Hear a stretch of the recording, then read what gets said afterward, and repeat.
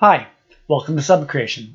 I'm Nathan. I'm an artist and a designer, and this channel is about creative process. Today I'm going to be continuing the series I've been working on, which is white charcoal drawings of animals. Last night I did a tiger, which I can pull up and show you right here. You can see it here. I'm just going to pull it up here. Actually, it's easier. So this is what I worked on last night. And before that, I did this panther. And I can see that my camera is doing the autofocus thing, which drives me crazy. I'm going to just fix that real quick. No matter how many times I change this, it always defaults back. Okay, so that should take care of that. And and this is what I'm going to be continuing tonight, because I'd started this drawing of a bat, which I interrupted because last night I had a chance to. That tiger that I did was a co-stream. I was co-streaming with I'm gonna try something new and try clipping the paper down. I don't know if that's gonna work, but we can give it a shot. Yeah, so that means I was drawing with Kit Slam. He was working on the tiger at the same time that I was. We were trying to see what it would be like if we both worked on the same project at the same time and set up a multi-stream that would allow like a channel where you could watch two streamers working on the same thing at the same time. So this may not work. I was going to try pinning it down. I don't think that's going to work because it isn't staying on screen. Need to adjust this. There we go. Already bent the paper. That's too bad. All right. So there is the reference. And I'm going to put on some music.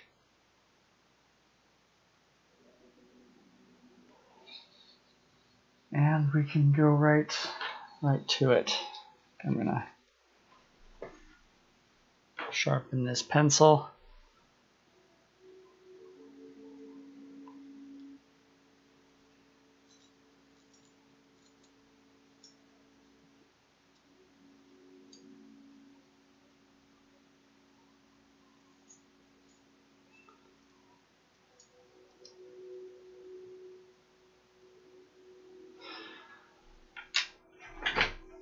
Yeah, so I'm just doing a few different images this way. I like working with white on black, and I'm trying to work with images that are black and white, but mostly dark, so that it really leverages the dark paper. So let's see how this looks, how this works. Okay, so I've got a little bit of a texture over there. I probably need to.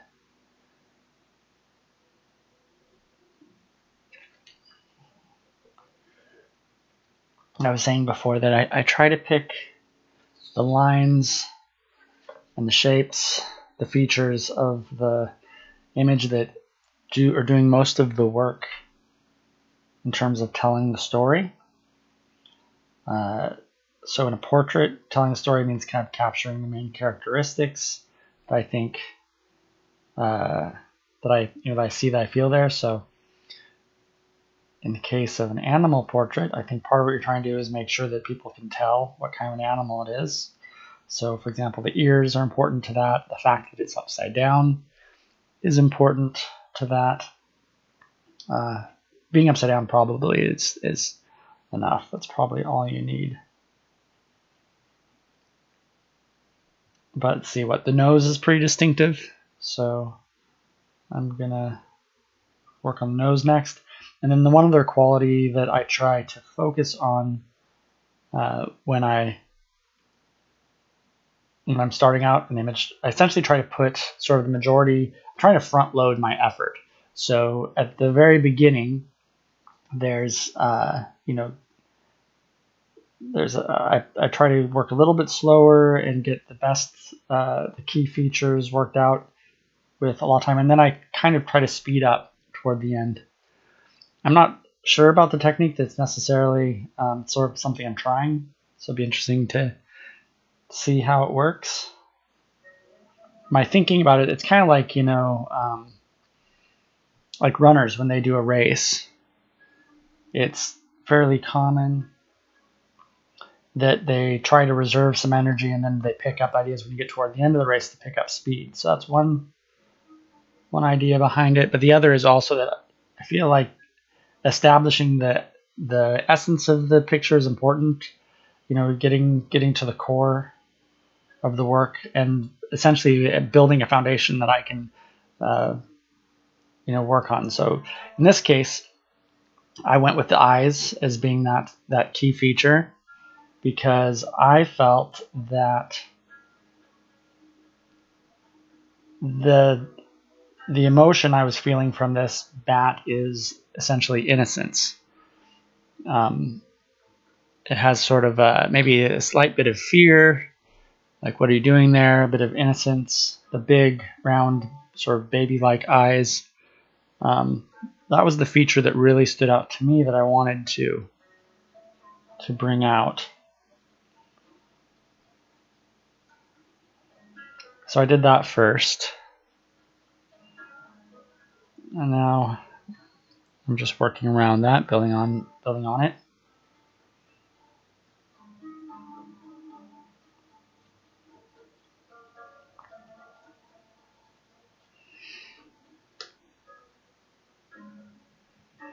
Let's see.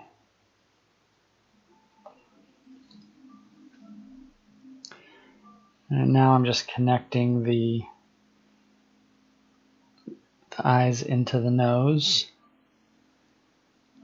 It's interesting. It has kind of some whisker-like pocks right there. The bumps, I guess, is what you'd say they're the bumps that come out of the nose. I think I'm going to do the nose next. As I was saying, that's a pretty distinctive quality. I want to get it right. It's got these highlights here.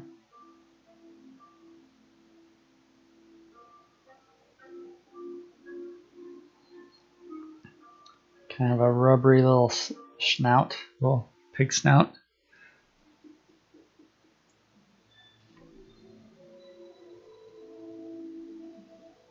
So the construction lines that you see here are drawn in regular black lead, so black lead on black paper. I was hoping it wouldn't show up too much, but it's actually pretty shiny. I think you can see it pretty well in the image there, but it kind of depends on the angle of the light too. So I do try to pick up a bit of the lead as I go. Probably should do that here in a moment.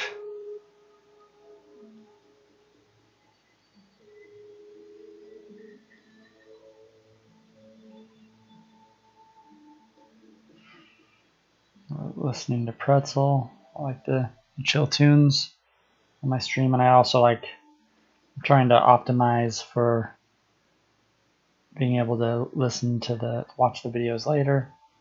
I don't like having the audio dubbed out, so I like to stick with copyright available music. Also, one of the things I do on this channel sometimes, I've only done it once so far, but I'm set up to do it. I just need to get the time, is composing music in GarageBand. And this is more the sort of instrumental ambient style that I was hoping to experiment with.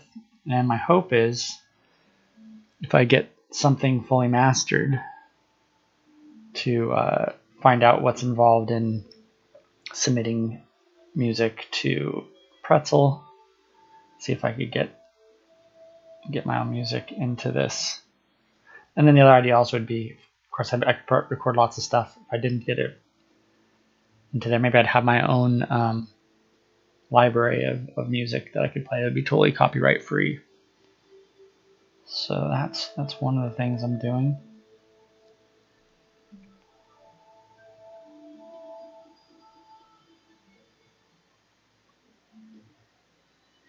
I like to I am trying to practice develop some speed and accuracy in my drawings, although you probably won't be able to tell it right now. I guess maybe I'd say more I'm trying to go for balance now, actually, because I noticed when I was watching Kid Slam is another streamer that I have a lot of my viewers are also from Kid Slam because he raids me from time to time, and I noticed that Kid Slam draws really he really puts time into it and develops the detail. So that's something I'm trying to do. I've noticed when I do put more time into it, I'm usually happier with the result. So, it's kind of a different exercise to pursue. I think that it's worthwhile. So I'm trying to do a mix, I used to go to figure drawings a long time ago, and when I did that, you'd usually do, a couple 1-minute poses followed with a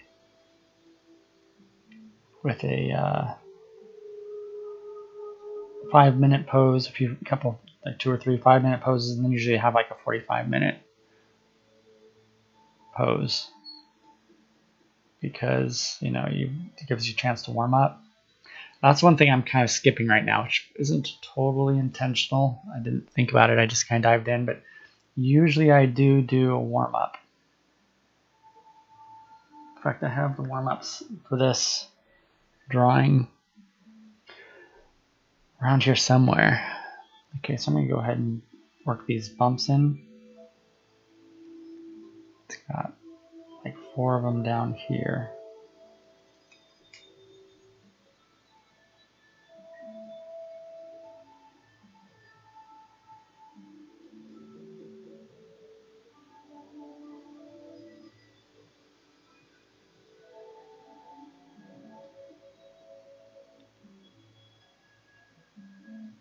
There we go. That's starting to connect up. Okay, I feel like there's a little bit, maybe one bump over here that can be seen. Now, I guess I do need to, I don't know if I'm going to be able to do this with the same kind of texture as what I'm seeing here, but I need to build this surface up and connect it down to the rest of the nose.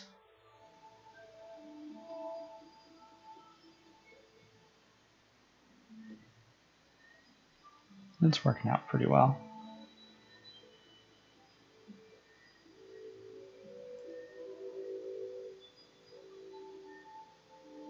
Let's see, the light is a little...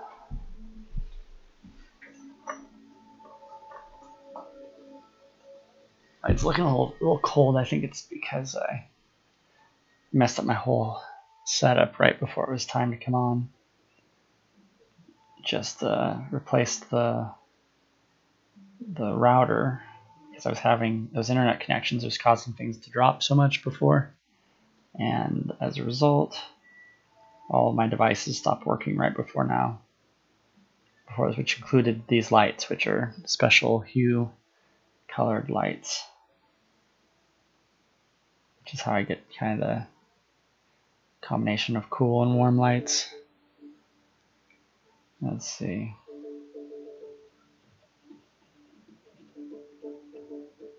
So I messed those up right before it was time to start.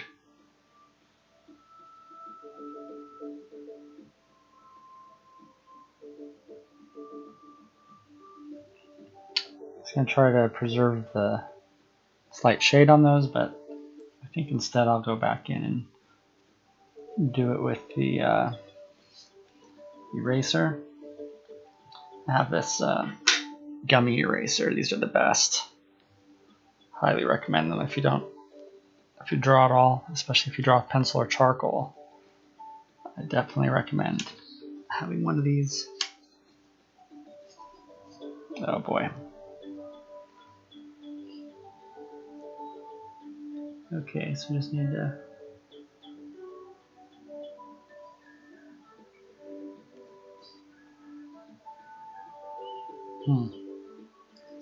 didn't quite pull up as much as I hoped.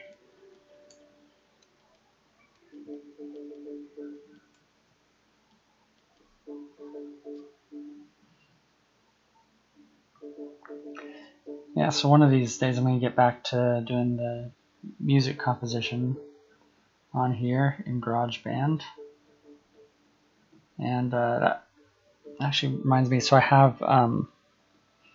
have a survey bot down below. If you look in the first panel below this on my page, I've got a survey bot linked there. And if you go and take the survey, it will, you can let me know what kind of activities you're interested in watching here. I'm probably going to cycle through some of those things anyway. That's what I've been doing. But it'd be nice to have another data point. Always better to know a little bit more about what brings people in, what they're interested in.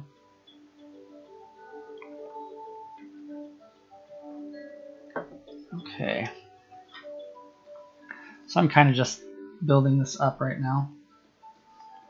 It should definitely be lighter up here, but I'm trying to do it a bit at a time, kind of establish what the base color is through the whole region here, and now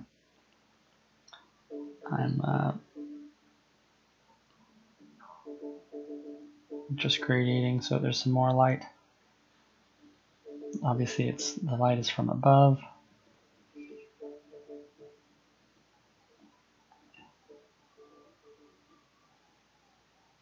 I'm going to do the same thing in here. I see there's actually a lot more lines in here.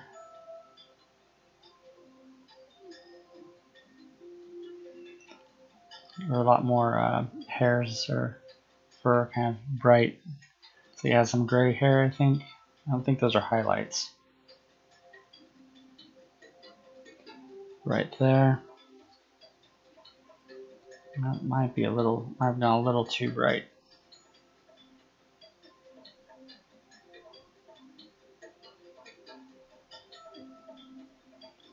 That's alright though.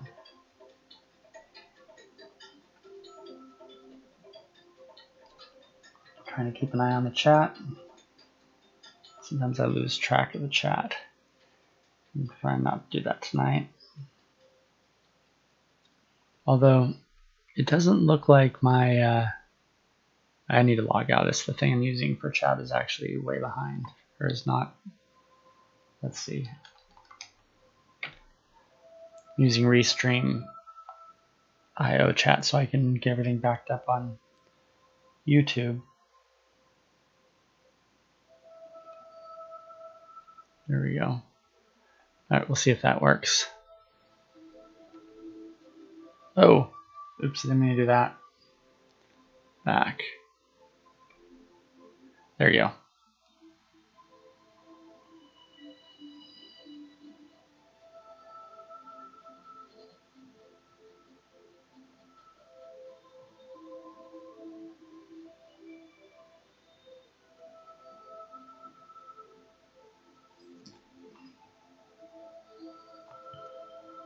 I'm actually putting a lot more detail into the fur.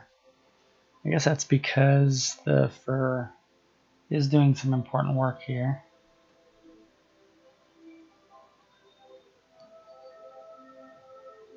In terms of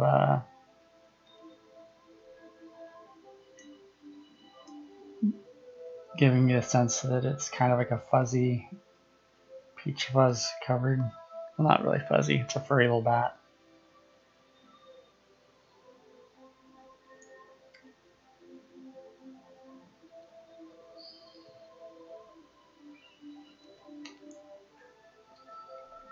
So that's one thing I do try to sort of determine, like, what are the key features here that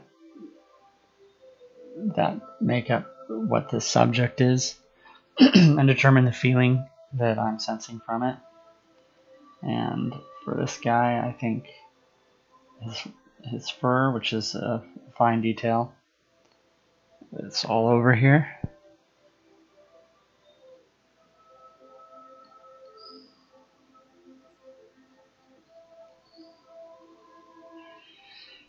So that nose, the very rubbery nose, is another one. And then there's this fur.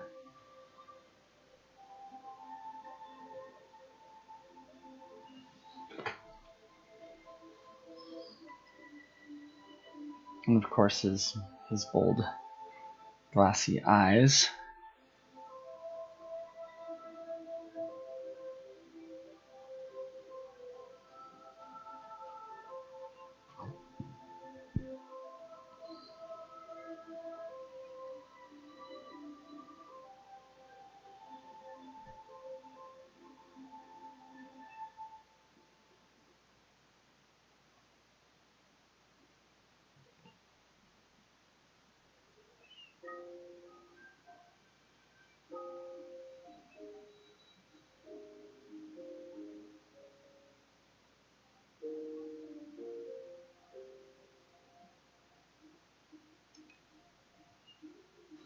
Still not getting updates over here. Oh, I did that time, okay. Alright, that's good to know.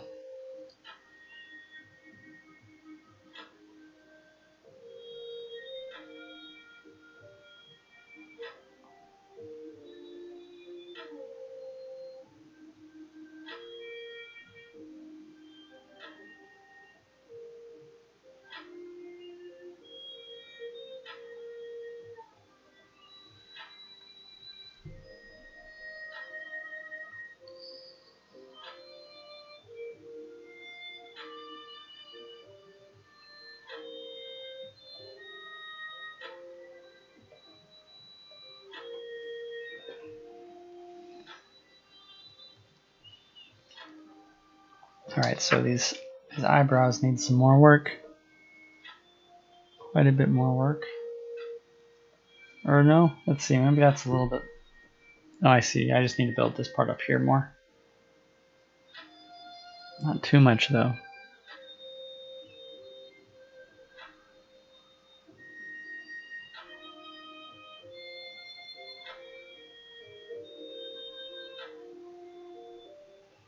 One thing that's interesting about this is the first drawing I've done where I'm doing it over multiple days. All the other ones I've done multiple drawings per stream. But this one's a little different because I did kind of a short stream on Sunday. I think I was having, I forget if that was the day I was having technical problems or what, but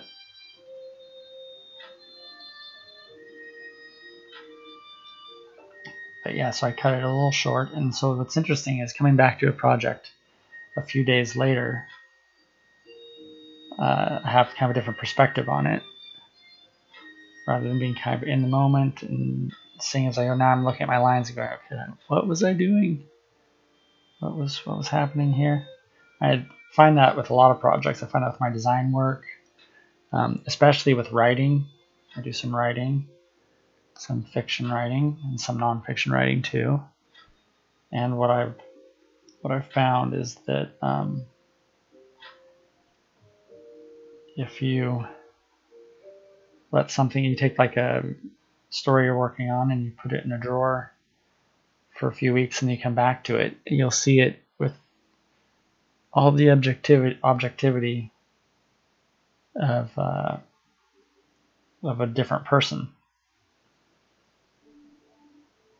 which is pretty handy when you're doing anything creative. You know, you want to be able to see things the way your audience does, and so when you take some time and come back to it, you get to see it totally fresh, and you get to have that experience, and you can bring some objectivity to your work and start to make changes.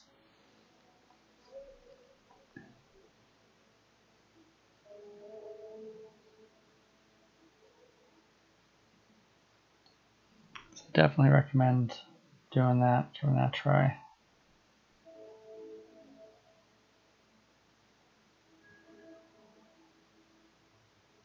I think sometimes I almost imagine that like I'm a different person on different days at different times. I look at the work of my past selves, and it's interesting to just see it when I'm not inside the mind frame that was producing it.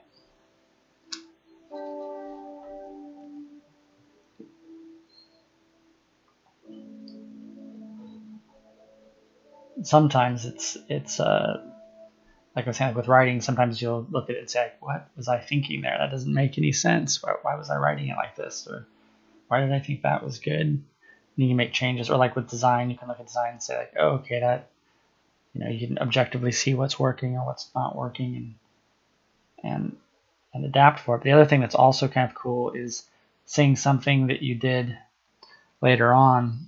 If you've like a particularly complicated drawing, or I notice it more, this being the case more with music.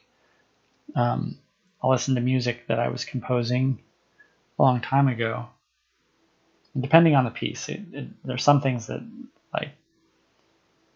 I do, and I immediately recognize as being almost like a cliche thing that I would write. But sometimes I write things that I'm like, I don't know where that came from. And that is a really cool experience to have, to go and see that kind of work from sort of a third person perspective about yourself, about your own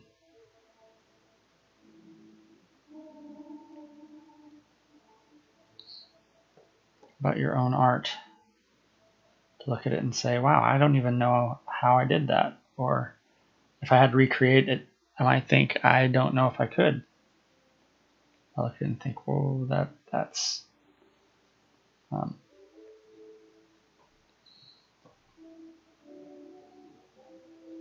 it's like almost like intimidating to imagine having to do it. But when you're in the moment and you're doing it, it just happens,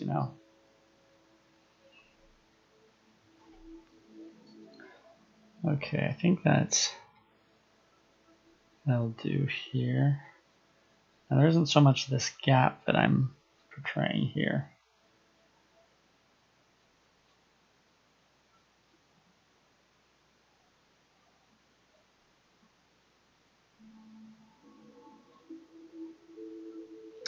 Hey, Scott. Welcome back. Here, I gotta... Oops. Thanks for joining. You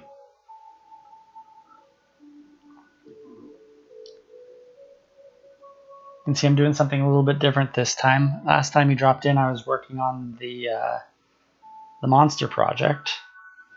And I think I finished that up. Was that night? I think I finished that up the night that you were... I still have a little bit of work to do on it. I have a little bit of lettering and...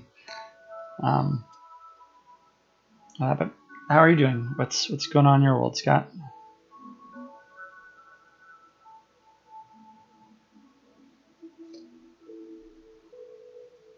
Sorry if I call you that, or should I call you by your handle, Spirit?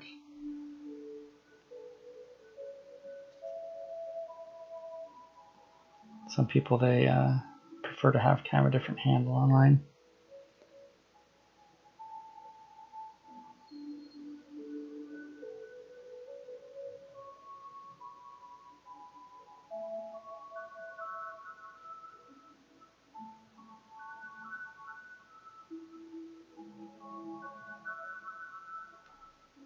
Oh, cool.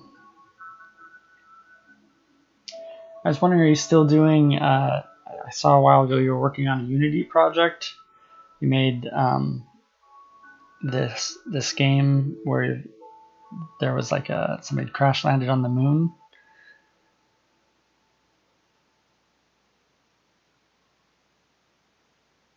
I was thinking about that because I watched some other streamers who do Unity games, mostly like level building, which I think is what that was, right?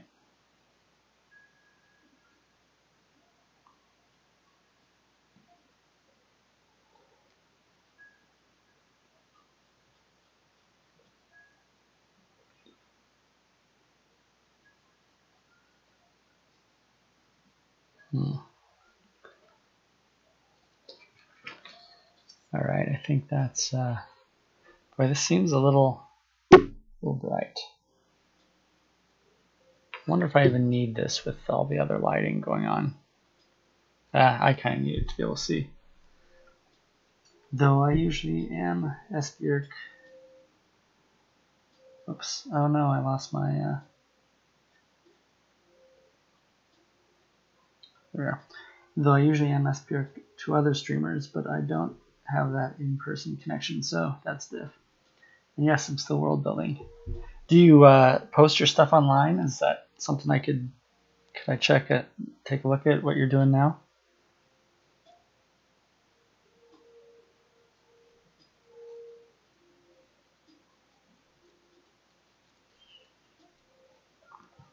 Do you stream it? That would be a fascinating thing to stream. I follow Auroral Games does level building on here. I follow her sometimes, except she's doing it not in Unity, but what's the other really big one? I can't believe my brain's failing me. So Unreal is the other one. Oh, did the yeah, Unreal. Did you get moderated? Let's see if I can have a. I think my moderator's on here. Catlin, can you share?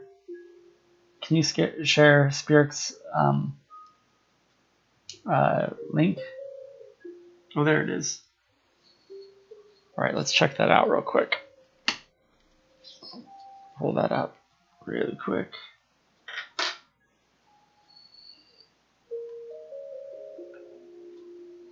Let's see.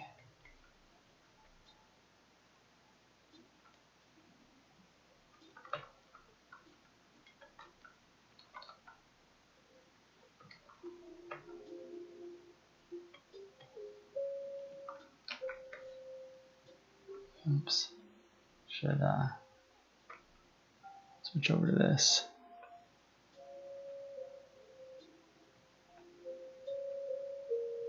Cool. So is there a gallery of images? No, still working on it. Cool. Well, I'll look forward to seeing more about that. What's the White Fortress part? Ah.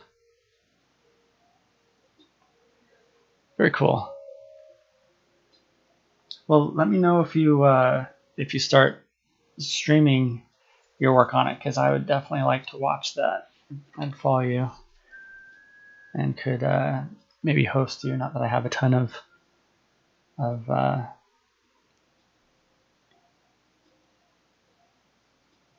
that I have a ton of people usually being forwarded on my hosts, but every little bit counts.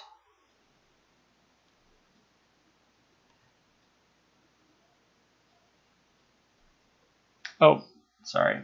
I switched back to here and left you guys over there.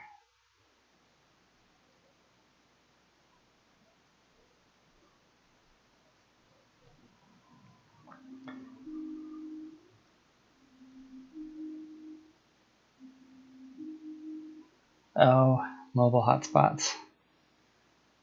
Yeah, having a good connection is part of the challenge for sure. I was having a lot of my feeds cut out because of some connection problems I was having. Although it seems it was a hardware problem and not the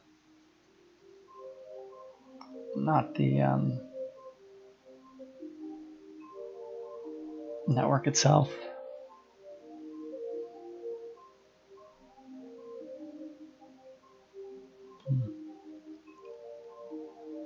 Yeah, if you stream it's going to obligate you to have a better. It's going to obligate you to have a pretty good setup. because it's pretty network intensive. You need a fair amount of processing power too.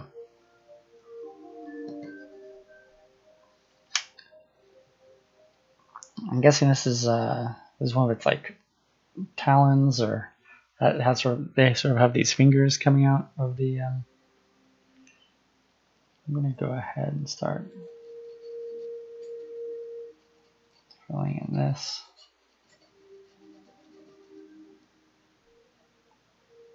Where am I these days? I'm still in the same area, working in Seattle. I haven't moved.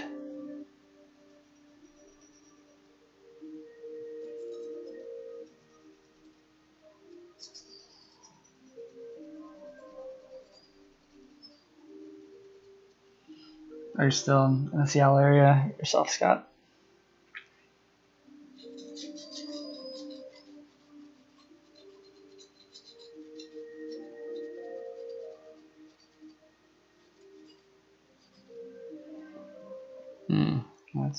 That's a little bit more of a.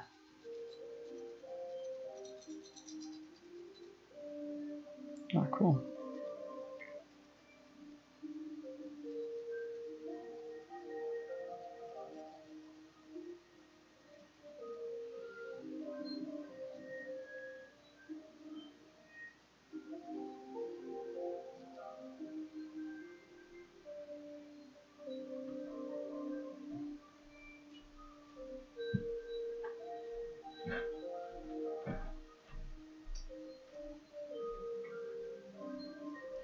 I'm having a little trouble trying to get a fur like feel down here. It looks like fur in the image, but if I go too hard with this, it's gonna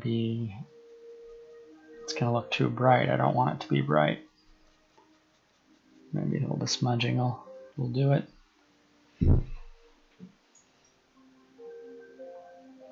Trying to use sort of the side of the pencil there.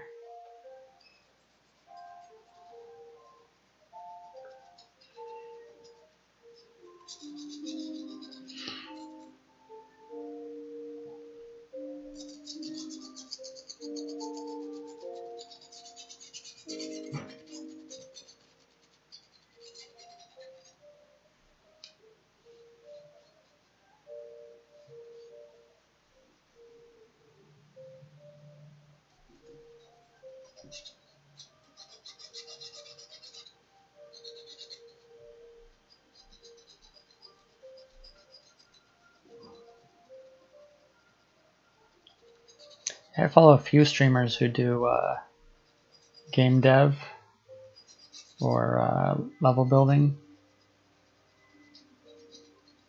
Like one is Lana Lux. She's a game dev, and also does her own world building.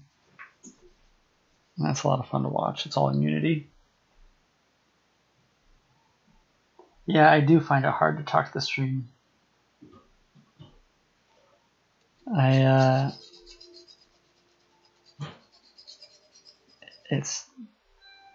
It's not so much that there's not having the conversation in chat to follow along with that makes it hard. It's talking at all while I'm drawing. My brain just kind of, you can see as I'm talking, my brain kind of goes and stops and goes and stops. Part of it's because, I'm streaming at the end of the day. Thought about trying out morning streaming. One of my favorite artists streams really early in the morning. I think she's in Europe though. I think it's more the middle of the day for her, that would be the middle of the day, I think. But it would be interesting to see if I'm a little more cognitively in shape earlier in the day. I have more energy there. Of course, the thing is, then I'd have sort of a hard deadline that as soon as the as soon as the clock would strike, I don't know, probably be 7 at the very latest, assuming I was all groomed and ready to go otherwise, which I guess I would be. Maybe I'd need a little more time. Well, yeah, that's about the time I'd have to go to get my kids up and ready. But yeah, as far as talking when there isn't an audience there, I think I'm getting a little bit more of the knack of that, because part of the purpose I had for doing this stream was I wanted to document some of my creative process and make it available, like partly for myself for the future, partly also like as a way to sort of freeform capture material that I'd like to write about. I do some writing on Medium. Also, the other thing I think about is how much does it take to build an audience? Do you spend time on that? I would say I think it's a little different for creative than it is. I get the impression it's really hard in the game, on the game side. I only streamed once on the technology, science and tech side when I was doing some programming. I did some JavaScript, sort of like interactive art, particle. It was a particle emitter type thing I was doing using OpenGL. And when I did that, I felt like the viewers came actually pretty quick. They came really quick and then they left really quick because I was not very prepared for all of the errors that I got in my code. So that's another thing, is if you're doing something really challenging like programming, it can be pretty bewildering to be on screen when when you have all these errors that you don't know what to do. So I did a couple more streams, or at least I just did one more stream after that, one where I where I had a lot of people drop in and then leave while I was really struggling through some code. After that, the one time I did it after that, I spent a lot more time preparing it. So I wrote some code ahead of time and sort of had an idea of what I was trying to do better, so I wasn't leaving so much up to chance. And then I just kind of felt like, well, it was going to take a full, like in that case, it took almost like a full day to really have the level of preparation that I was going for. So since then, I haven't quite had the time and the energy to put together that kind of a stream. I'll probably do it again. Or was it? I did 3 streams that way, actually. The first one, I just did something really quick in CodePen with JavaScript, and I wasn't doing WebGL. And then the next day I got ambitious, and I thought, oh, I'm gonna do this in WebGL. It's gonna be crazy cool. And I ran into so many issues just right out of the gate. Like first, I discovered there was a bug in Chrome, and which prevented WebGL from rendering properly in my on my computer. Eventually, I figured out I could just use the Edge browser, which I wouldn't normally think to do.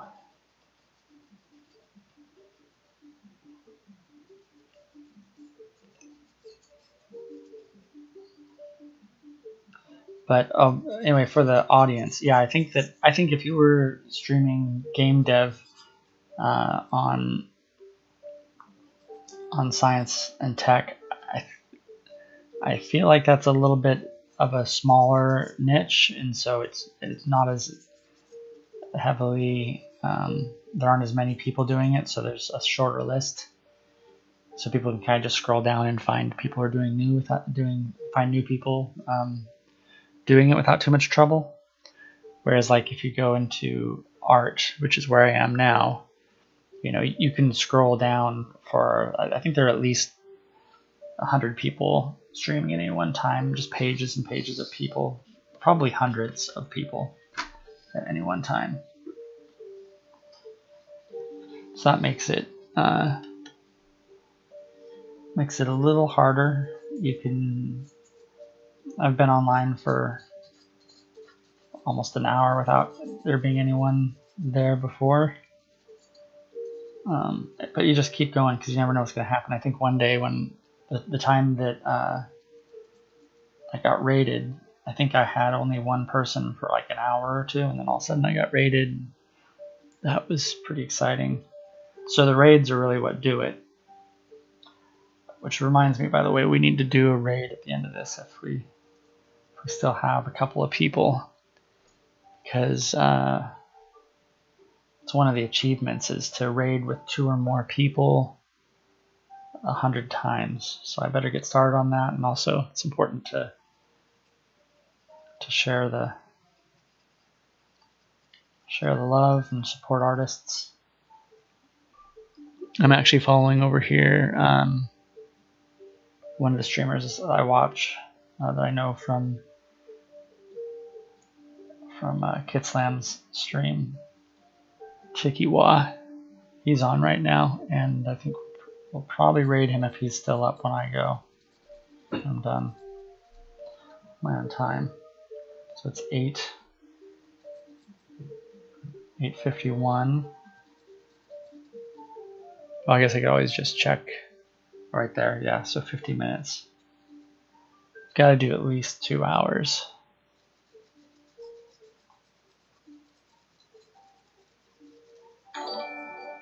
Oh, thanks for the host, Spirit. Very cool.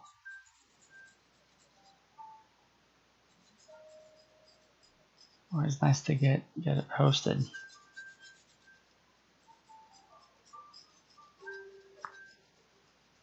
So you do have a channel. You have it set up with hosting. I'll have to check your page out.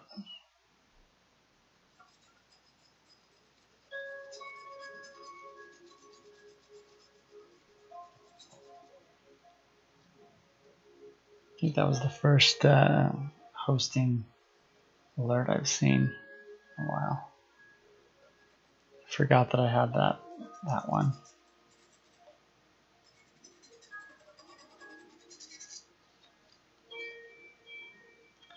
Probably don't need to spend this much time on the folds of its wings. I'll probably speed this up a little bit. So I was saying earlier was that I try to speed up as I go. I'm not doing such a great job of it today, but it's kind of the idea is to pick up the pace as I go, like a marathon runner.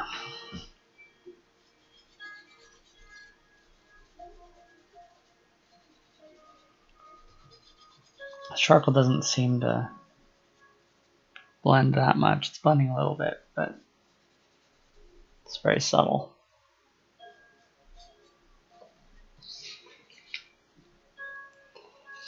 Now I do need, wonder if that shoulder is too,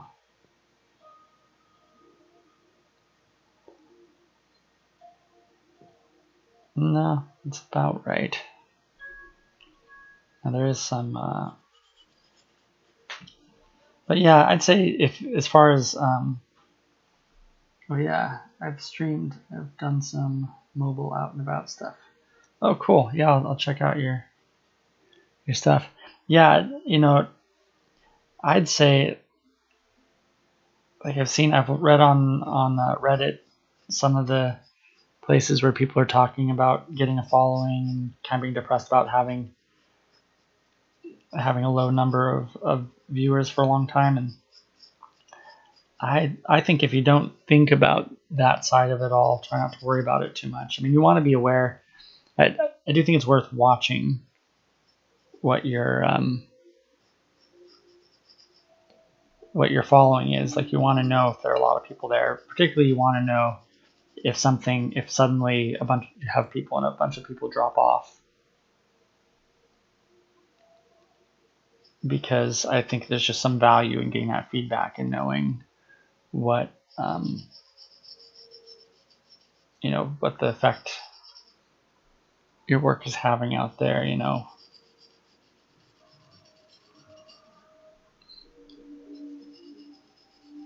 But other than that, I'd say try to just do it for your own.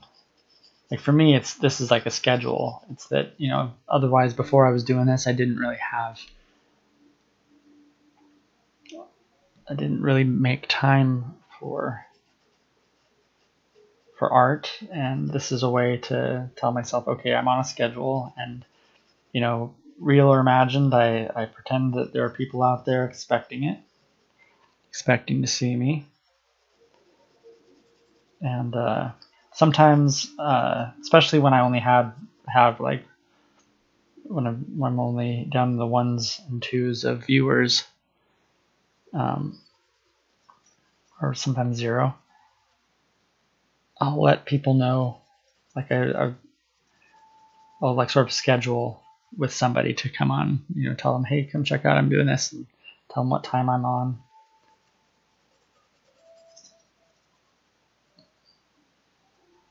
I had, okay, that's a little weird. Just realized that this shoulder, I guess I'm gonna have to do this like here. That ear is not quite connecting right. A little bit of a conundrum there. So yeah, I think having 0 followers or viewers, can be discouraging, because you want to at least feel like you're talking to somebody, but also, sadly, I think any vids streamed on my channel have expired and are no more. Oh yeah, they don't last too long, do they? That reminds me, I've been meaning to download some of my earlier ones so I don't lose them here at the end of that time period. Boy, that is really weird. That is just too weird. That's going like that. Maybe this is supposed to be turned more. I don't know. I think I really messed that up somehow. Maybe I just need to back all this up.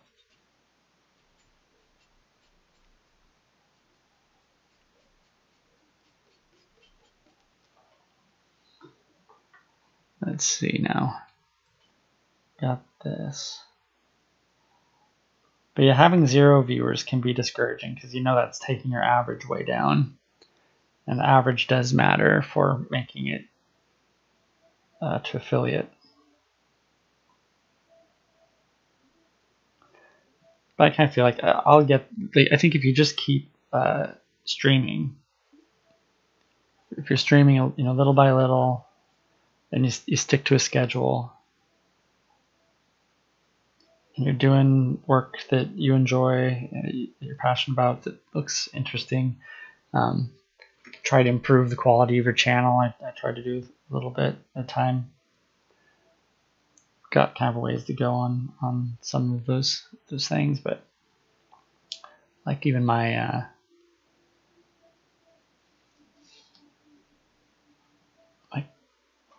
I haven't even worked out the alerts yet. I just got set up so I had alerts.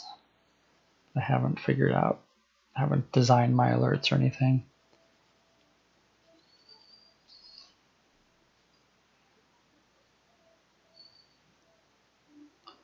Seems like there's some fur on its back that's getting hit by the light here. Try to think about what it is I'm seeing when I draw these things. It's not necessarily halo. My stream setup, the specs. Well, this the PC I have here is for, it's kind of like a gaming PC. I don't actually game on it, but I got it for Oculus for the VR setup for sculpting in VR. So it's it's like a GTX 1080 T1i, I think, or TI. And the processors, I think it's maybe dual core, 4 gigahertz.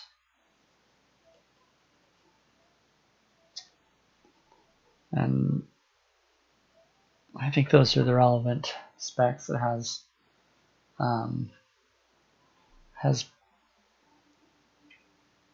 I forget how much memory. I think either 8 or 16. I don't know.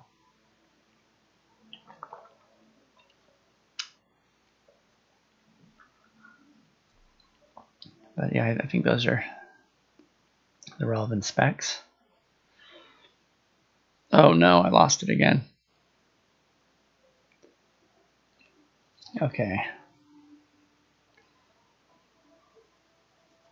I really kind of crammed him into the corner here. I didn't mean to do that, but it turned out that way.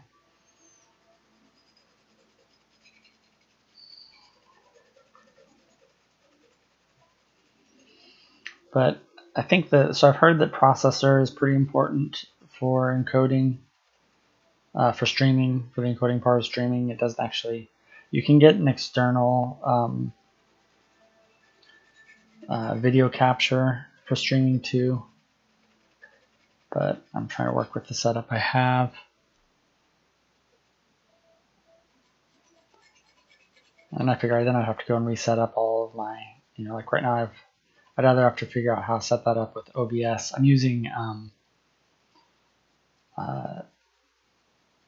Streamlabs. It's pretty nice.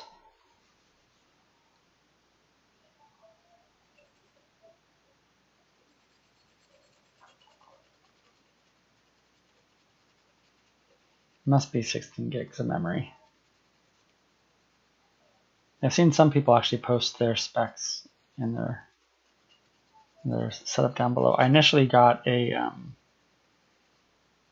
Razer blade to try to run VR on, and I found out that you really can't run VR, at least not on that generation of laptop. You really need just in crazy amounts of graphics card power. So the GTX 1080 is pretty much what I would say. I'd say it's the minimum, because I still struggle with motion sickness.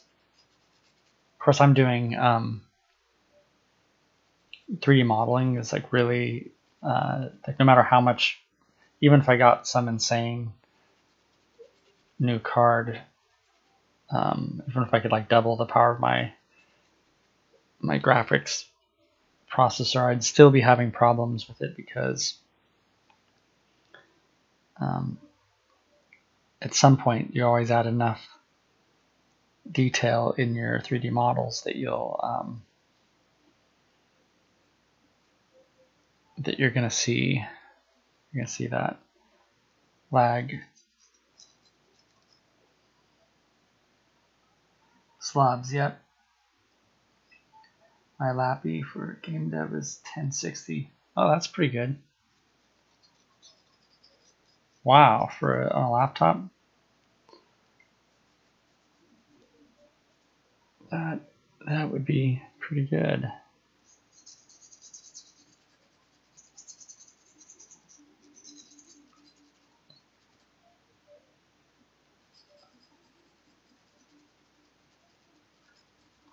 So that should be definitely more than powerful enough to do all the streaming you'd need. If you can just get the network speed. I actually I took my bitrate down way down to 1600. I don't know if you can tell in the quality of it, but I was having a lot of problem with lag, and that helped. Yeah, I bet it would outperform most laptops. I mean, most desktops.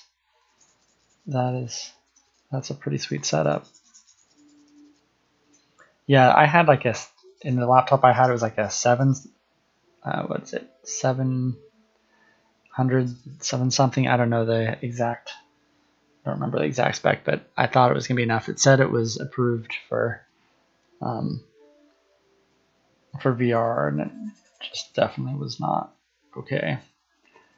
Maybe it was okay for like your basic games if you were just playing like what are some of the games that you can play out there that would probably play fine, like Space Pirate Trainer or something would probably be okay. But when you get into modeling in Oculus Medium, you're always going to reach that limit no matter how much power you have. But if you don't have enough power to begin with, you'll be pretty sick if you try to do anything. You streamed to mobile. I streamed to mobile, so I dropped to 360p anyway, so I can't tell any difference. Okay.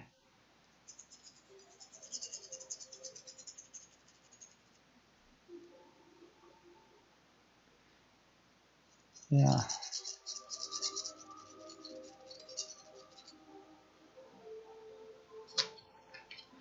All right, this is going to be a little tricky getting just the right gradient all the way around here, but I need to speed up.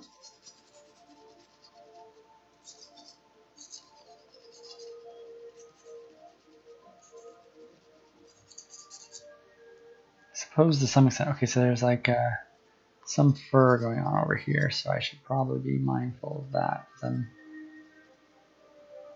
I'm doing this.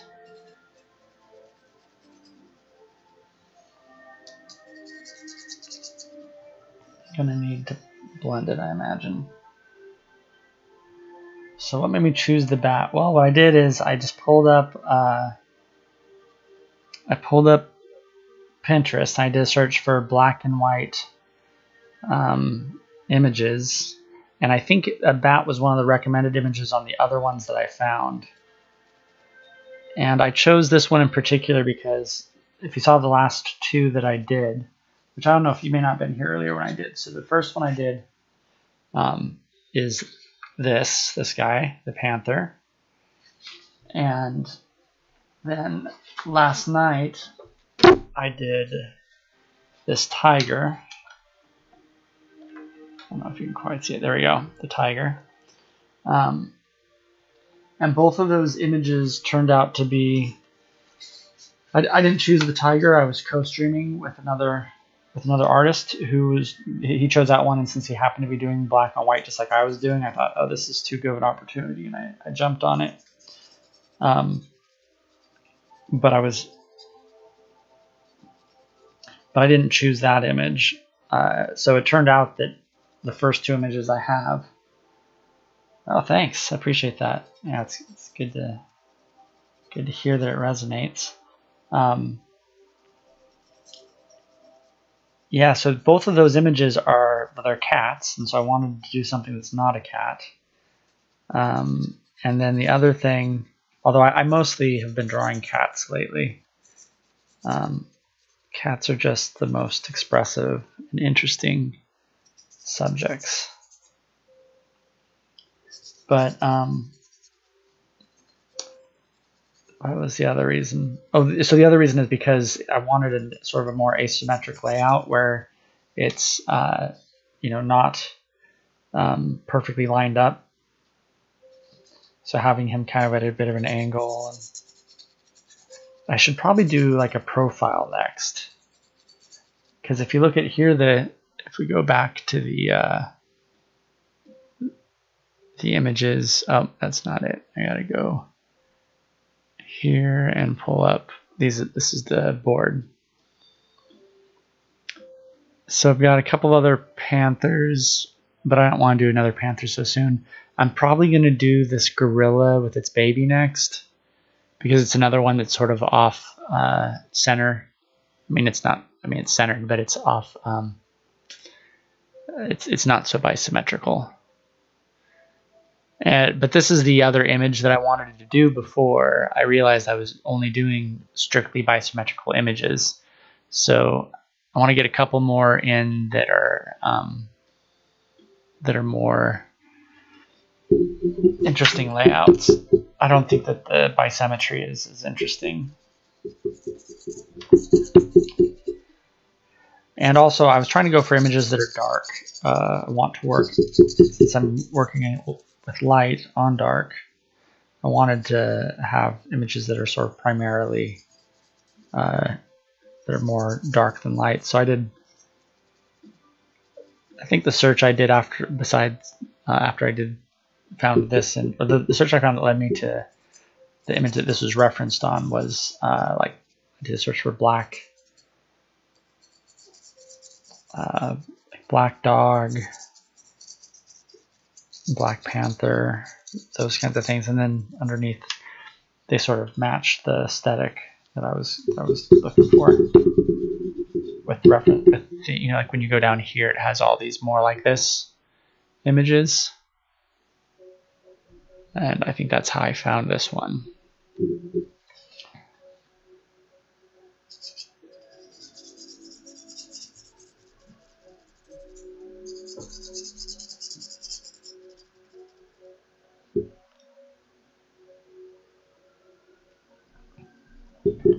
So yeah, I think that's.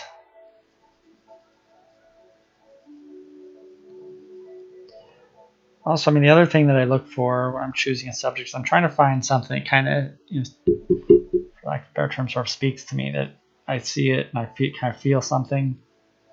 It has some sort of emotion or something that I can amplify. So like that first panther, to me it looked like it was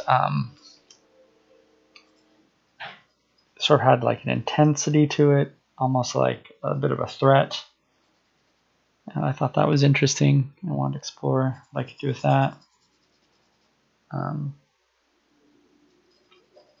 I didn't choose the tiger so much as I jumped in on reference that somebody else was using already, but it had kind of a regal look to it. Similarly, kind of an intense, threatening look.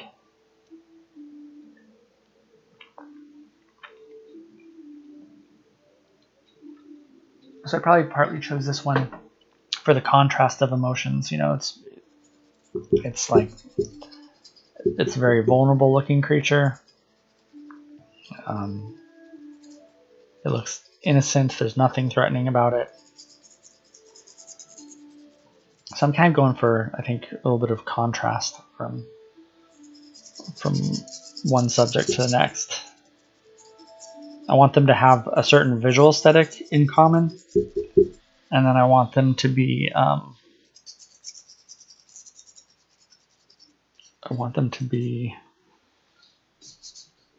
also, just the right level of oops. Yeah, adjust that. There we go. I want to have it. I'm going for a certain level of variety in the series, and that was just sort of the right combination of the aesthetic that I was looking for and the. All right. Well, thanks for dropping in, Scott.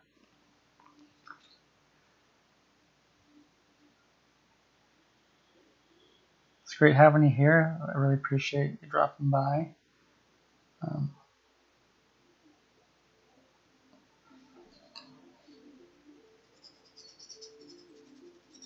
I'll see you around.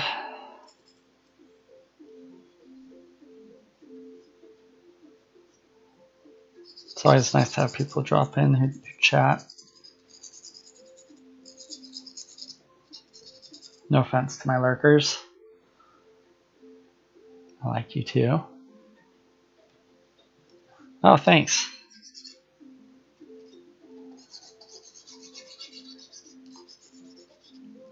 I think I'm almost done with this one, and if that's the case, I wonder, maybe I could start another one next. I'm on time. Yeah, only an hour in, so.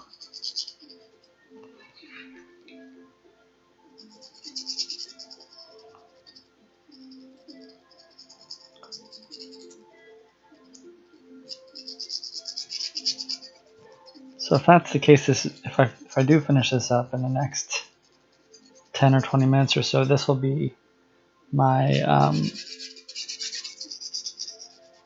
it still won't be. I don't think it'll quite be my longest piece, even though I did it over 2. The one I did yesterday was 1 in 1 hour. It was about 2.5 hours. I did a warm up, but this one I did, I don't know, about a half hour of warm up, and then an hour and a half on the first portion in there, and then today it's been a little over an hour. Yeah, one thing I was thinking of adding to the stream, I saw another streamer had a like a timer going up above showing how long they'd been working. I'm guessing that it was showing how long they'd been working on the piece, which I thought was really cool because sometimes I do these. Oh yeah, I forgot I have this ear to finish up over here. So I erased the ear earlier because of the shape. Sometimes I do speed drawings where I try to, although usually I set a timer and then the timer goes off to remind me that I'm supposed to be done. And then I just reset it, right? So basically I'll give myself like a 5-minute timer, and then I draw, and then the timer goes off, and I realize, oh yeah, I was supposed to be going fast. And I set another 5-minute timer, and I go fast some more. I try to go fast, I mean.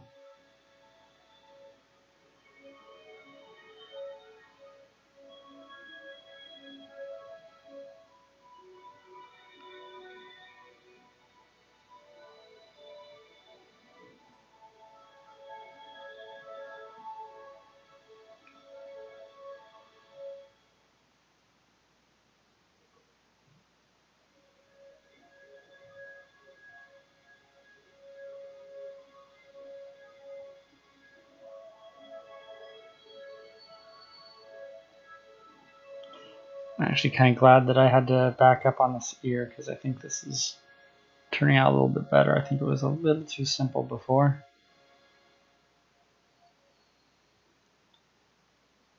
I'm kind of stretching this out a bit. That's all right though.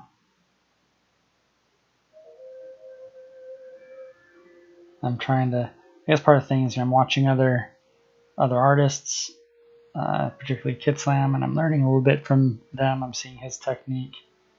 So I've noticed when I watch him, he talks a little bit about how he's trying to go faster, like Subcreation, and I say, oh, I gotta slow down and put in the time the piece deserves, like Kid Slam. So it's kind of cool getting to learn from other people, seeing how they do things differently.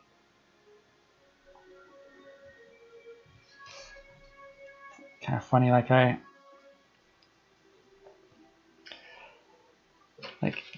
last year, everyone in my house was really into Final Fantasy 15, and we were all taking turns watching each other, playing and watching someone else play it. And you'd learn so much about the game, like a completely different way of playing it. Like you'd think that it's pretty straightforward. It's RPG, you build them up, you move through the story. But no, the game's like completely different in another person's hands. I watch my daughter play it, and she's just all in on the vehicles. She's driving everywhere, she's off-roading everywhere. She's pretty much it's almost like playing it like it's a driving game. And then I realized, because I'd been skipping all those parts of the game myself, because you could actually pay to just sort of warp to the place and not drive. And I was like, oh, I'm in a hurry. I was like so focused on my goal that I was skipping that part. But then I realized when I saw her playing, I was like, oh, this is actually a lot more fun to actually kind of relax and see the scenery as I'm cruising around.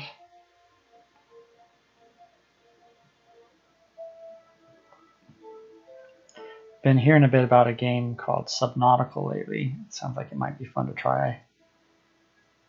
Here it's a lot of fun.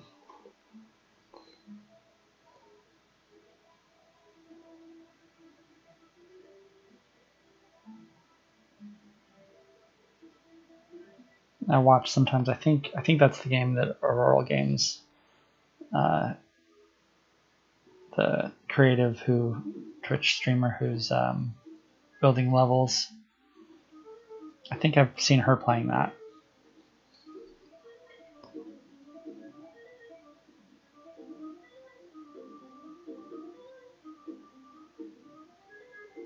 Kind of crazy how you can watch other people and learn what the new upcoming thing is by just seeing it.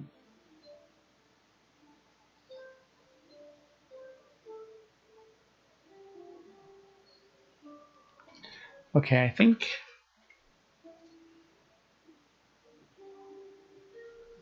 that's getting there. Let's see, is there anything I guess I should kind of give it the squint test. There's something to be said for, let's see, I think first of all, when I squint my eyes, I see that this fold right here has got to have needs to have a little bit more of a highlight on it, so I'll work on that. It's got a little bit of a bumpy highlight, so I'm trying to put that in here.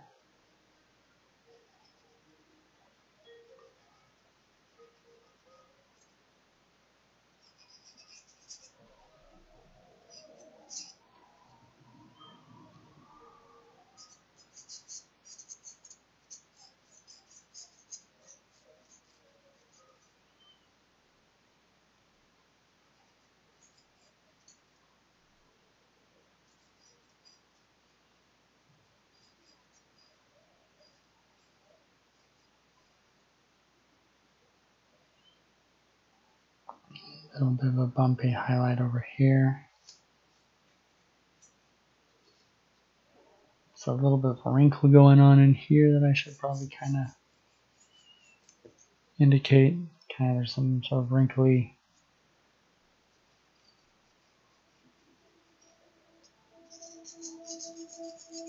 wing going on in there.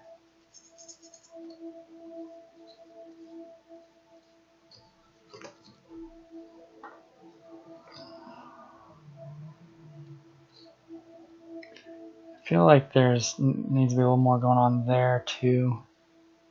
When I blur my eyes, I can see that there's a little bit more of a halo to that.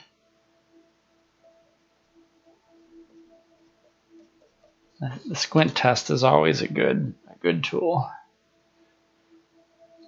Yeah, so I can see from the squint test alone even that I didn't quite get the, there we go, that'll help. A little bit more of a fur.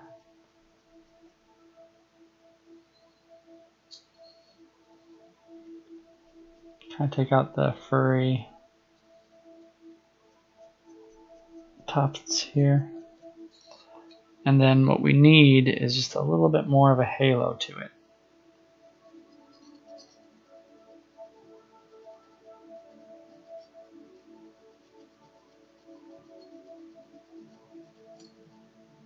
Really like that sound, that like in the music right now. I want to figure out how to make that with the GarageBand synthesizer. I'm sure that there's got to be a, I'm guessing it's a pad, synth pad.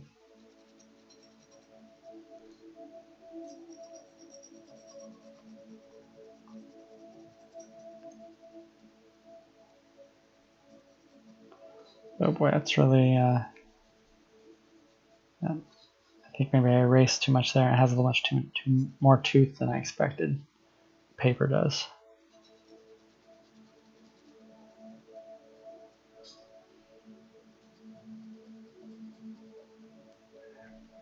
Maybe if I guess I just have to take some of these,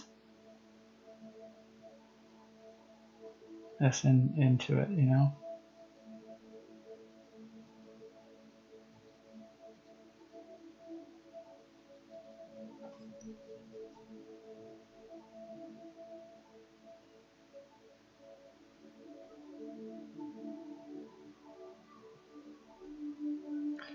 This music reminds me a little bit of the soundtrack for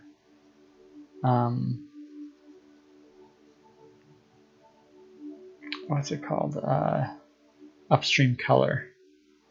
Has some of this really good, this nice, really ambient sound.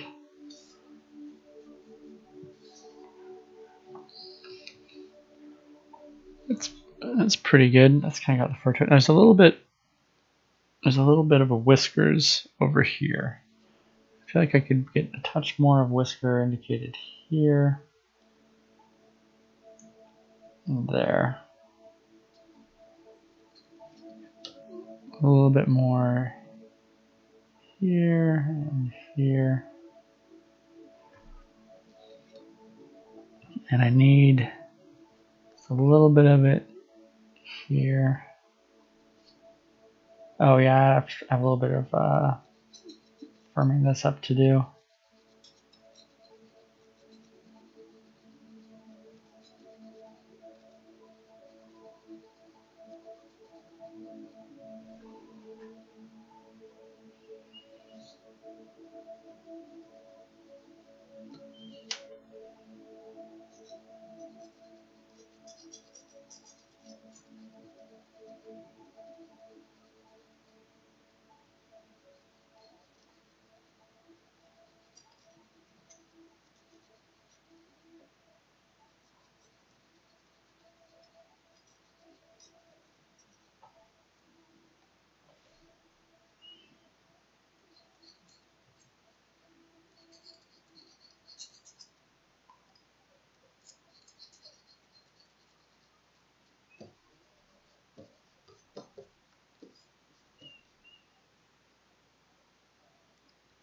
A little bit of a whisker right there.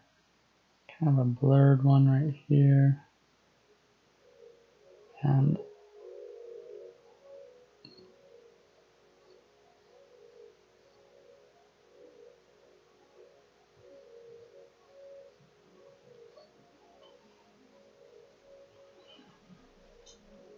there we go. That works okay. So I think now what I need is to take out a bit of a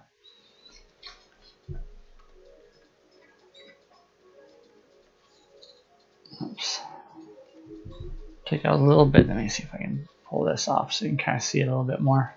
In a drawing, you kind of really need the light almost to be off entirely to be able to see it up there. But then I can't see it as well.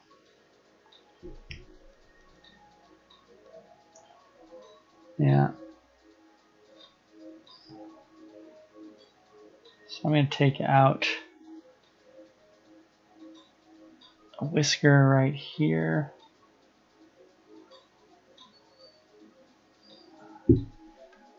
I don't know if you can quite tell. Yeah, a little bit. Okay, so I'm going to have a little bit of one going up.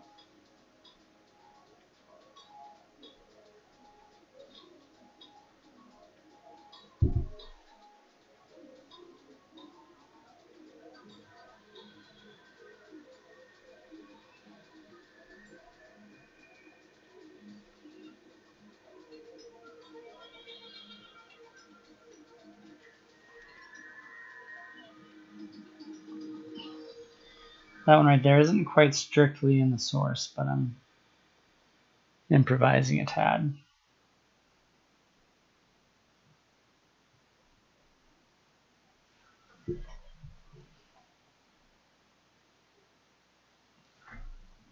Okay. This one back.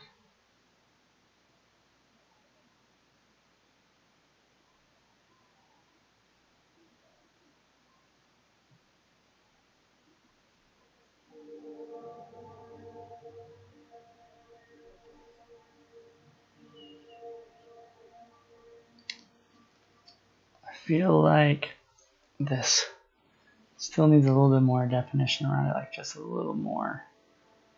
I mean, kind of tell what it is, but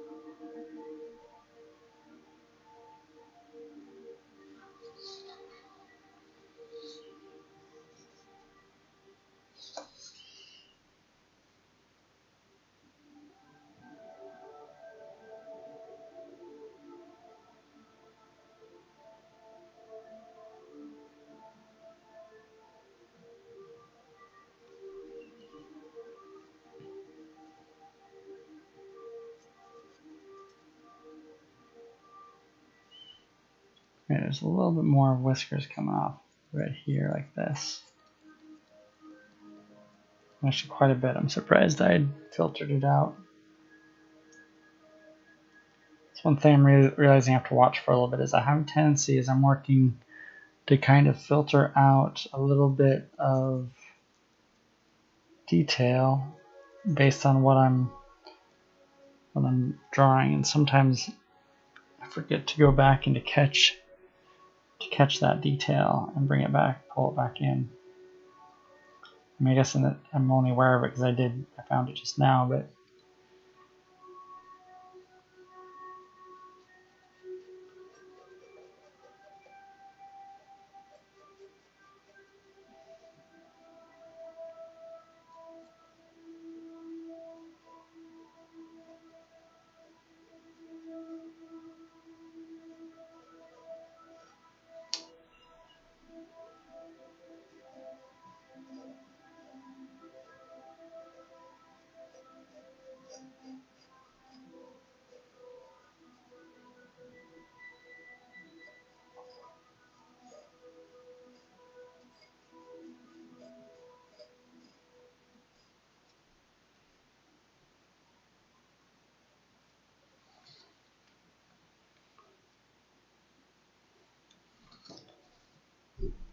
alright, let's see.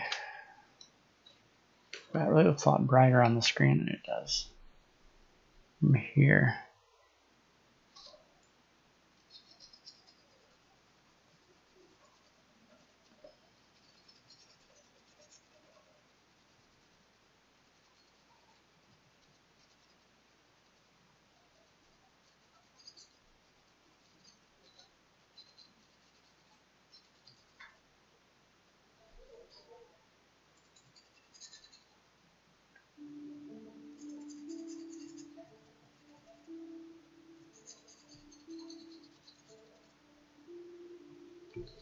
There's some detail in the shoulder here that needs to be brought out for sure. In which case, this part here is wrong.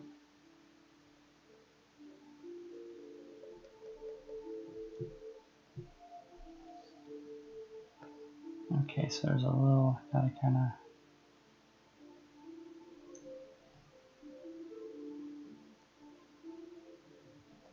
there's a little bit of light on the shoulder right here, like that. And now,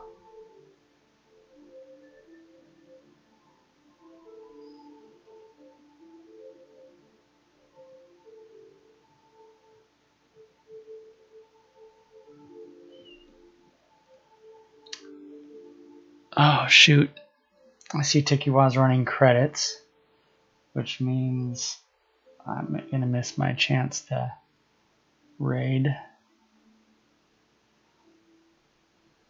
Missed my chance to raid him. He started quite a bit earlier than I did though, so it's kind of a long shot.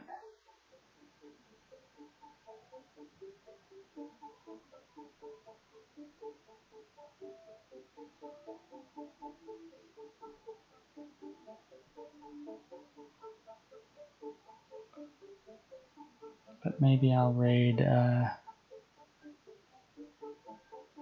Kid Slam says you want to at least raid Bob Ross if nothing else.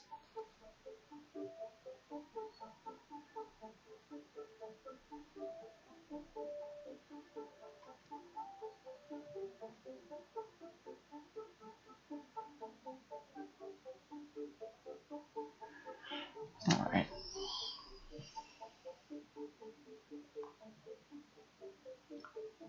Tikiwa and I are gonna try another one of those co-streams one of these days here soon. So that should be interesting.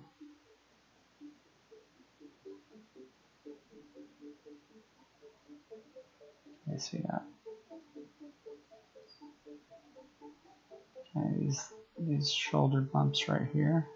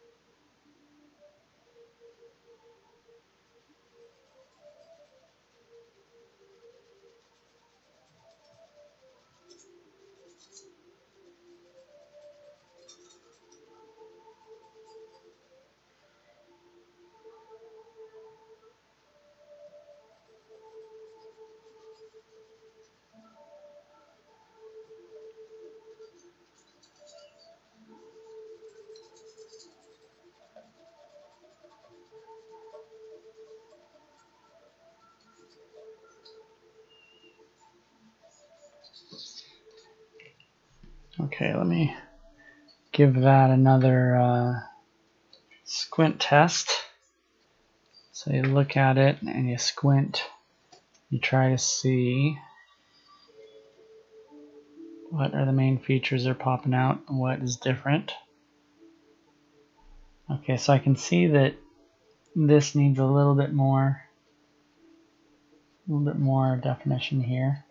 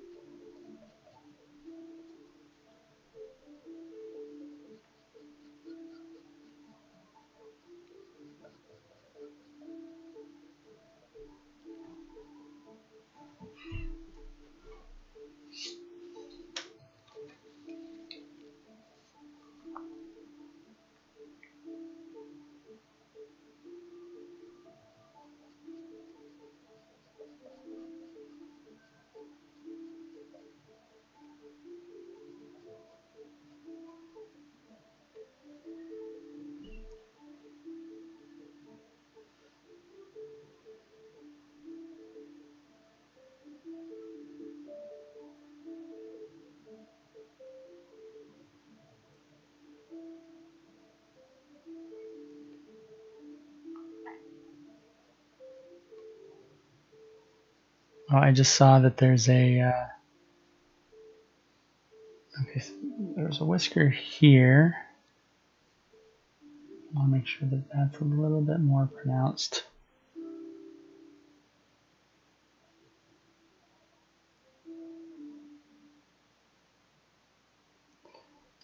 See that Tekiwa finished up his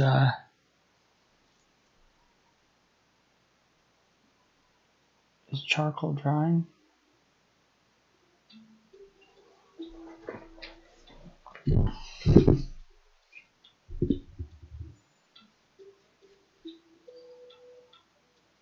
Right, so there's also a whisker kind of coming up here and here.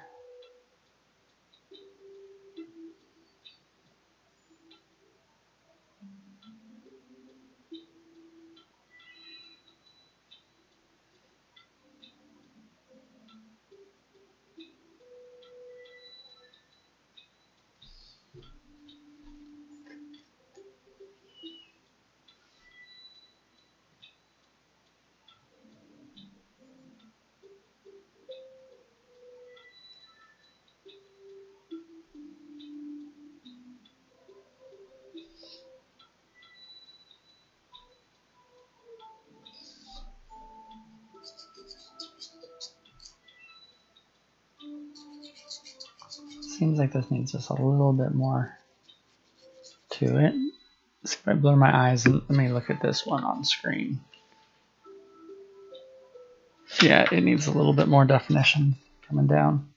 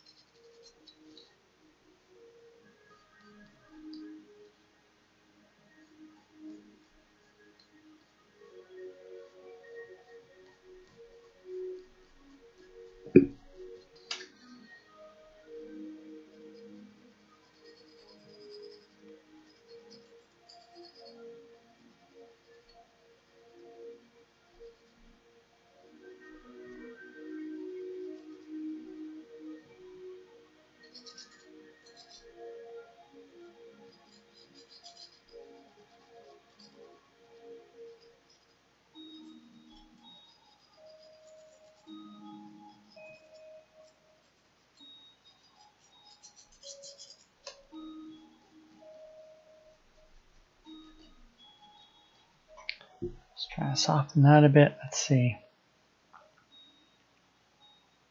It seems like there's a little bit of a glow happening off here that I probably don't need to match the background exactly, but I think this is kind of an interesting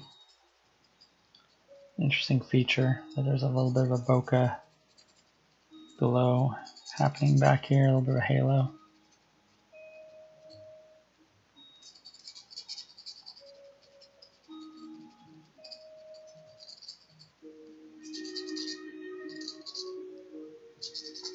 So I try to kind of distinguish between what are features in this image that I want to get accurate, precisely right as much as possible. And those are probably the ones I was tackling in the beginning, right? I mean, I don't know if I'd say exactly right because I may want to exaggerate them a little bit. I kind of want to exaggerate the eyes. Like I did a drawing of a jaguar.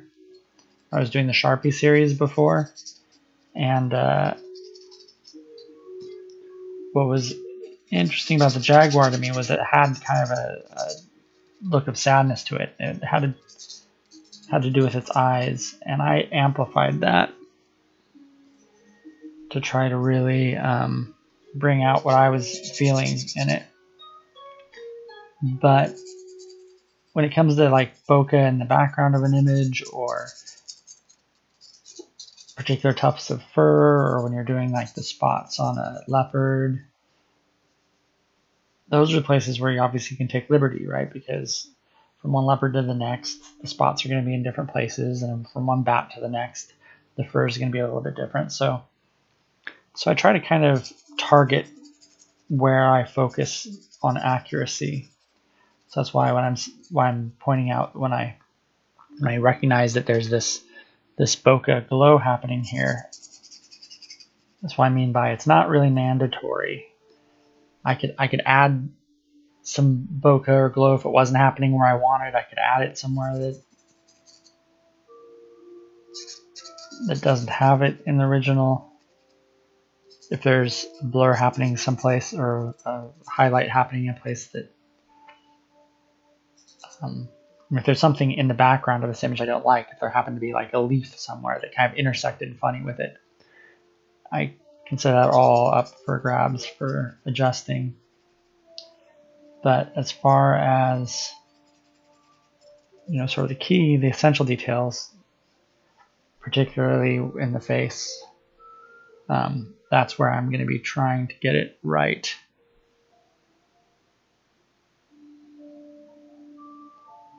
I feel like there's a little bit of a that right there.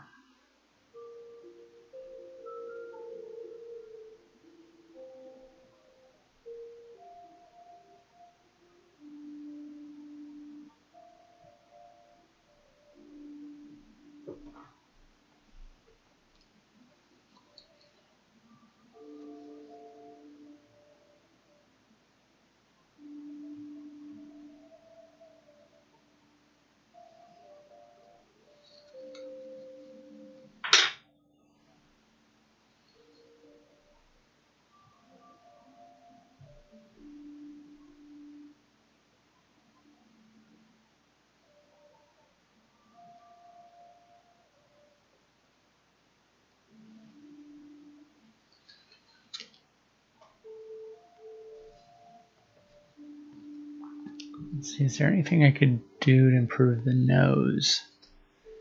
I feel like the nose is a little...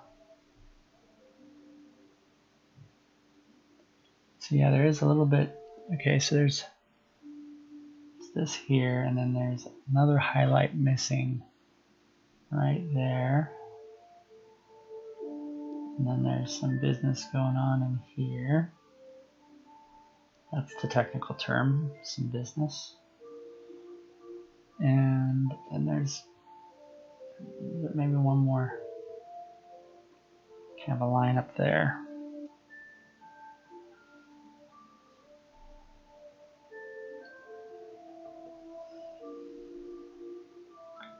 A little bit more. A little bit more of this going on in here.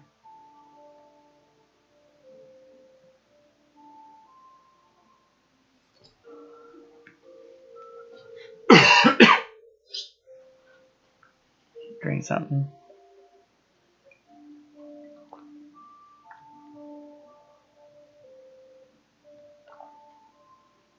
Alright, do a little bit more of that squint test on it and see where it needs some more detail. I squint my eyes at this one and then that one. Yeah, it's missing a little bit of what is going on over in here.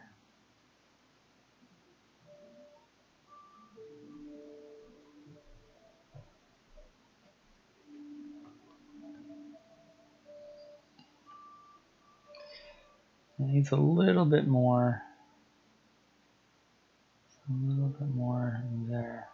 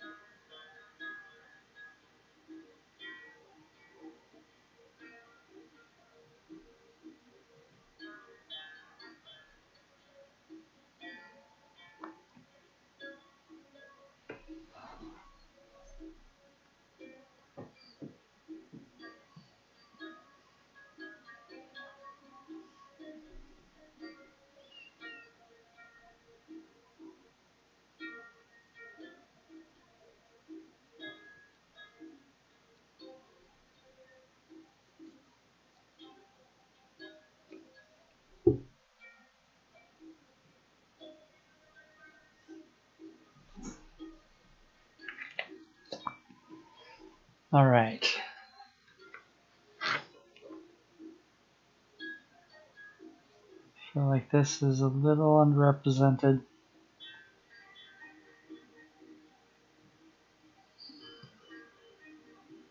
And this.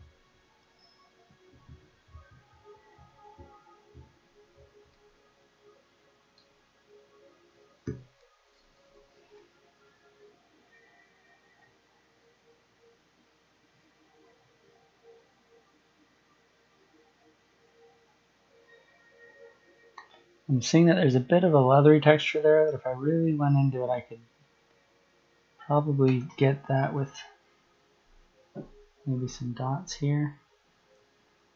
I don't know how much I want to commit to that, though. That'd be a lot. I mean, there's leathery texture all up it. I guess I could do that with a bit of dots.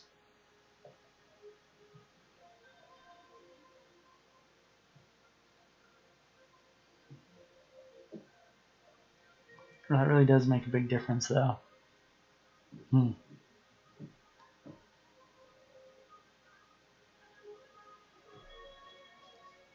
Interesting. That looks pretty interesting.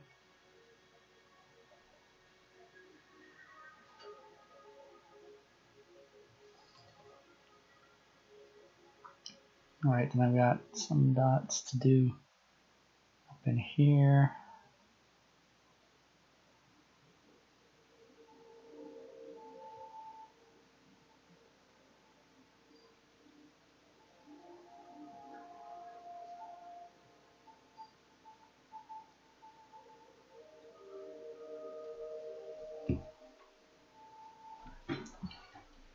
If that is the case, I wonder if I've got to do a little bit of that up here.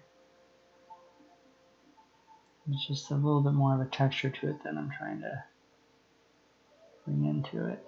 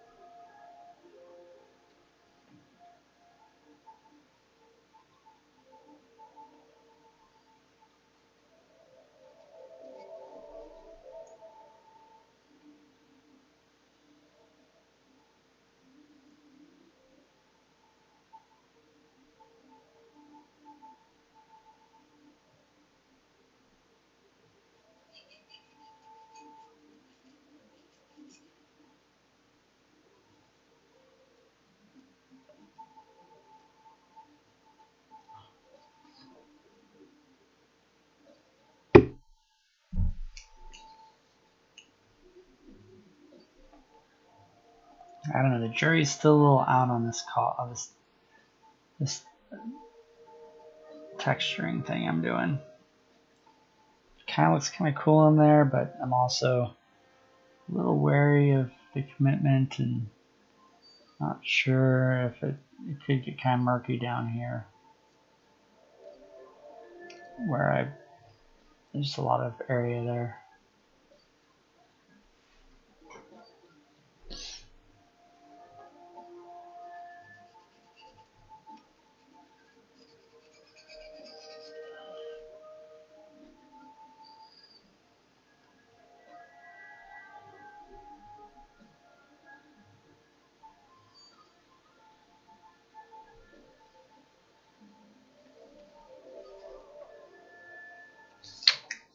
Oops.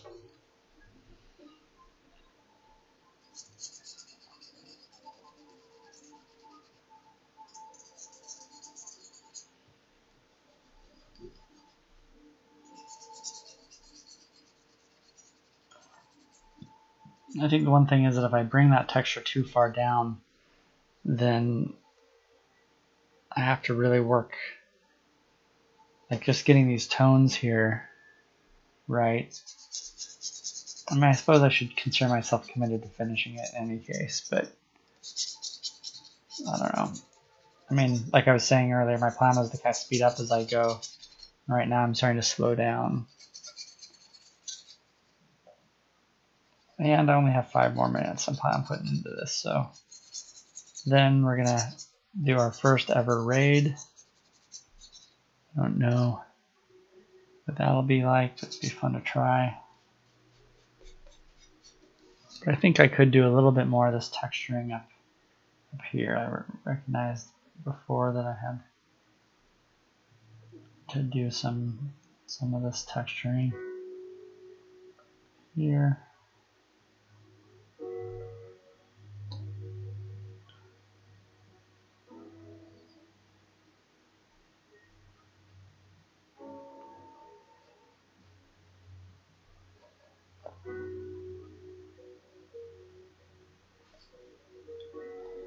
Yeah, like I'd rather kind of, like the same thing I'm doing with the face, I'd rather kind of focus the effort in a couple of key places and not just be doing a ton of texturing just for the sake of realism, because I'm not really going for realism here necessarily. I'm going more for I guess there is a certain aspect of realism to this piece, but I'm not going for total realism. I want sort of a sketched feel to it a bit.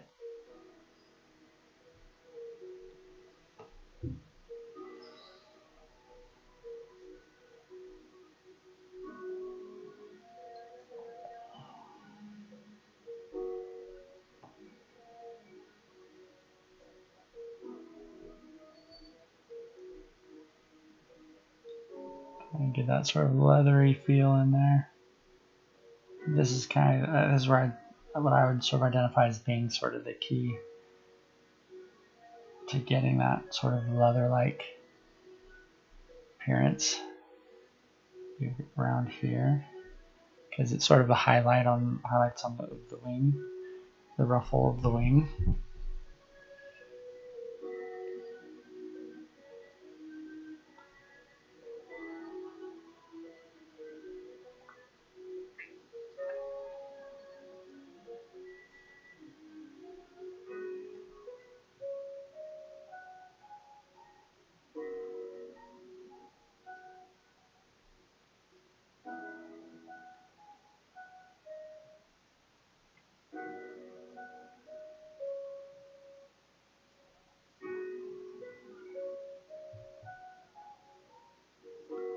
Oh, I hear the pitter patter of feet out there. I think that means that somebody's still awake.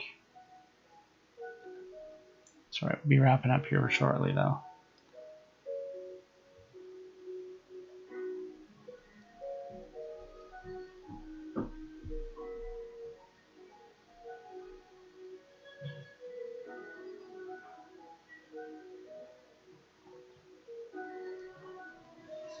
So let's see.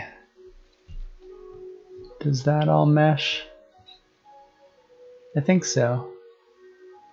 I'm going to give it the squint test again. Kind of blur my eyes as I look at it. When I look over at this one, what do I see? Do I see the same thing? I think it's definitely closer in terms of the overall values.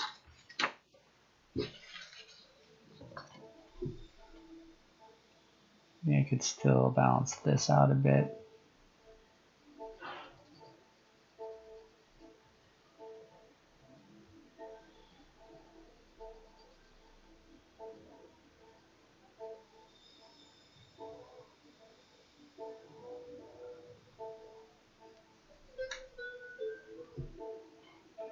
Alright, back to this texture on the wing. Need a little bit of, trying to get kind of a good leathery texture a little bit. I'm trying to sort of selectively pick out the places that'll kind of do the most work of indicating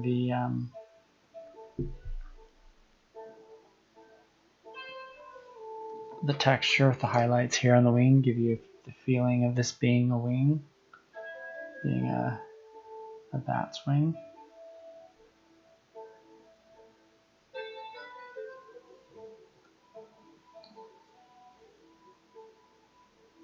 So I think I'm repeating. So that comes up, and then yeah, these aren't quite one-to-one here,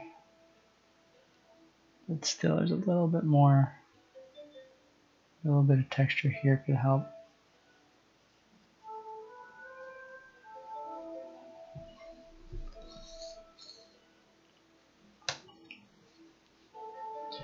All right, I think that's it. I hope you guys will stick around. I wanted to try my first ever raid. Really quick, actually, before I do, I like to review. We can go ahead and review this whole series really quick. Oops, I didn't mean to go there. There we go. Okay, so this is the bat, of course, that you just saw me working on, and it is now finished. The first in this series was this panther, and I'm gonna gotta close this. My key commands for changing, might need to remap them because they always do weird stuff. And then we got this tiger, which is what I'm probably gonna post on Instagram tonight. So that's the series I'm doing, basically white charcoal on black. I usually do a study beforehand, like this is yesterday's study. So that's what we did. That's what we're wrapping up, and now I'm hoping to do my first ever raid. And before I do that, actually, I'm also gonna do my first ever. Oh, maybe not. Well, you know what? Actually, I will go ahead and put the bat back up for this. So I want to run credits. Run credits really quick. Let's see if. Whoa. Not sure what's happening there. I guess I lost grip. There we go. Okay. There we go. Let me see if I can get these credits rolling. I don't remember. Let's see. I don't know the command for rolling credits. So maybe I need to try doing this offline instead of figuring it out right here. Roll credits. How do I roll credits? Roll credits. No, I'm not going to be able to do that. I'm going to go ahead and pull up. Who should we raid? Anyone have an idea? I hope you guys are sticking around for the raid. I'm going to go to Twitch. I'm going to look here and see.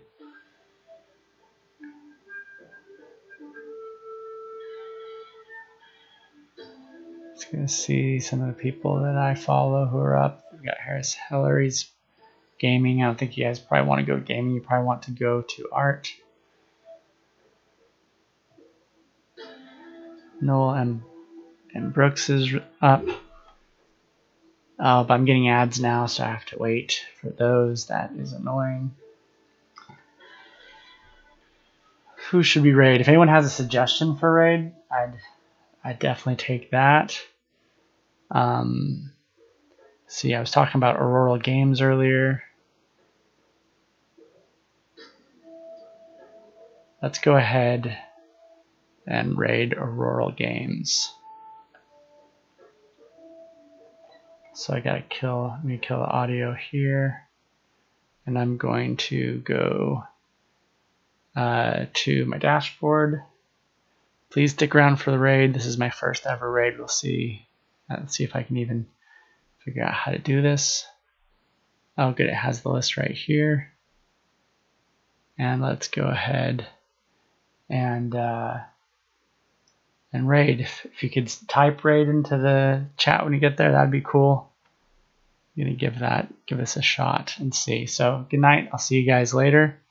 It says we're gonna raid in 3 seconds. Good night. Thanks for joining. Oh, gotta hit raid now.